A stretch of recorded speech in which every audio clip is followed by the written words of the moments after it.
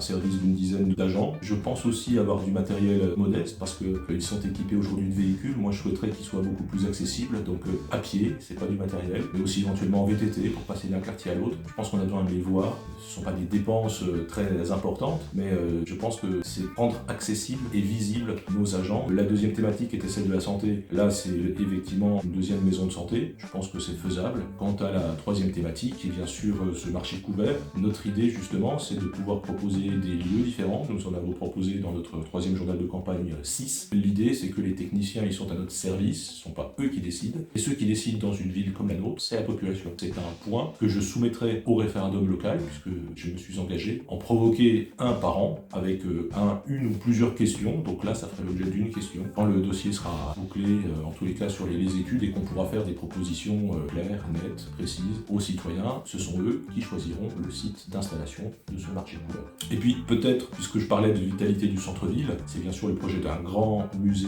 du Jura dans l'Hôtel-Dieu. Je pense qu'il est urgent justement de diversifier aussi notre offre pour rendre plus attractif notre centre-ville. Et donc c'est un projet ambitieux pour notre ville et même pour notre bassin de vie tout entier.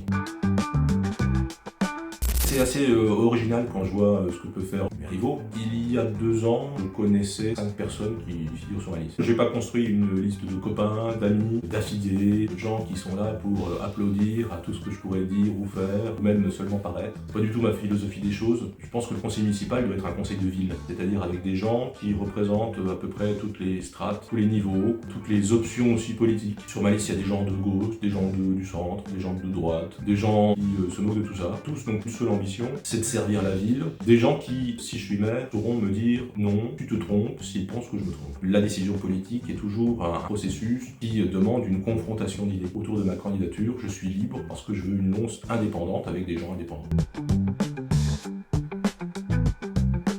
La confiance, je pense qu'elle se gagne par le travail. Moi, j'ai cette valeur travail chevillée au corps, cette passion pour la politique. Pour moi, elle est venue progressivement. J'ai d'autres passions. J'ai d'abord un métier qui me réjouit. Je veux dire aux Lédoniens qu'ils peuvent me faire confiance parce que je pense être à l'image de la ville, même si je n'y suis pas né, mais j'y suis quand même depuis 20 ans. Je m'y suis marié, j'ai eu des enfants qui sont nés ici. C'est devenu ma ville. Je l'aime, je connais bien son histoire. J'ai beaucoup travaillé sur l'histoire de la ville. Je pense pouvoir l'incarner, pouvoir la représenter dignement et puis relancer la ville, relancer des partenariats avec d'autres villes du département, avec d'autres villes de la région. Je pense qu'il faut retrouver une ville qui rayonne, qui s'ouvre, et je pense en être capable.